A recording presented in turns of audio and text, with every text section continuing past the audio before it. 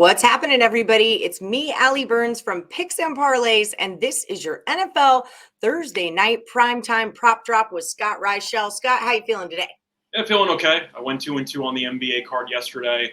Bit unfortunate there. The Spurs pulled every starter with about 3.5 minutes to go, and we were one rebound short on Pirtle to go 3-1. Still went 2-2. Can't complain too much. Yeah, hey, we're making some money. We're making money for the people. Everyone, before we get started with our 4 NFL player props, don't forget to like, subscribe, and ring that bell for notifications. Share us out with all your friends. And also don't forget about my promo, FanDuel Sportsbook. First, no sweat first bet up to $1,000 for all new accounts. All you got to do is check out the description of this video and click on the link. It'll bring you right there.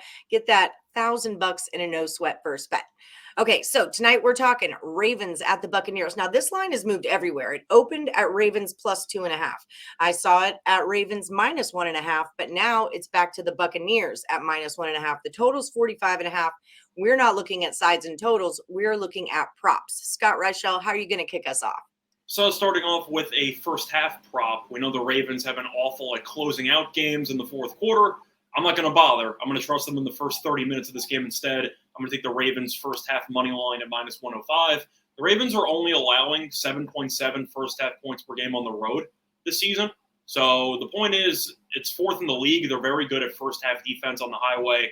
The Bucs offensively have also been a disaster in the first half. The Bucs are averaging 7.7 first half points per game, which is 29th in the league, and the Ravens are averaging 15 first half points per game, which ranks 6th. So Baltimore's been very good in the first half. Buccaneers have not. And even though the line might be very confusing for the full game, I'm hoping that if Tampa does end up winning, the Ravens have a lead like they always do and fall apart down the stretch. So give me the Ravens first half money line at minus 105. All right, we got it. I like it. Okay, talk to me about Rachaad White. So I'm going to take Rachaad White over 2.5 receptions at plus 130. I know he's technically the backup running back, but he has been involved more, especially on third downs. He has recorded at least 3 catches in 3 of the last 4 games. He also played a season-high 43% of the snaps last week, so it does seem like he's getting slowly but surely more involved in the offense. And the Ravens have really not been good in the pass game against opposing running backs. The Ravens are allowing 5.7 receptions to running backs per game this season, which is a lot. And I do think that if White's going to be on the field for third downs and he might play 40-something% of snaps again, I said White went over in 3 of the last 4 games. It's plus 130. I like the value on that a lot. Yeah, I like that too. Anytime we got some plus money, let's talk about it. All right, let's talk about Cade Otton. So I'm going to take Cade Otton over in receiving yards. I gave it out last night as my play of the day at 29.5. The line's gone up to 30.5 or 31.5. I still like the over. He's recorded at least 43 receiving yards in 2 of the last 3 games. He should also get a lot more workload because Cameron Brate is out. So he should be the de facto starting tight end in this game. And Baltimore has allowed at least 38 receiving yards to starting tight ends in each of the last 4 games. Baltimore has not been good against opposing tight ends, and Otton should end up playing at least 80% of the snaps here with Brate being out.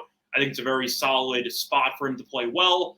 Tampa also really bad at running the ball. They're actually the worst in the league. I think Tampa's going to have to throw the ball a lot of routes for Otton. Give me the over 30.5. All right, I have him on my fantasy, so I'm just going to make sure that I've got him playing this week. Talk to me about Justin Tucker.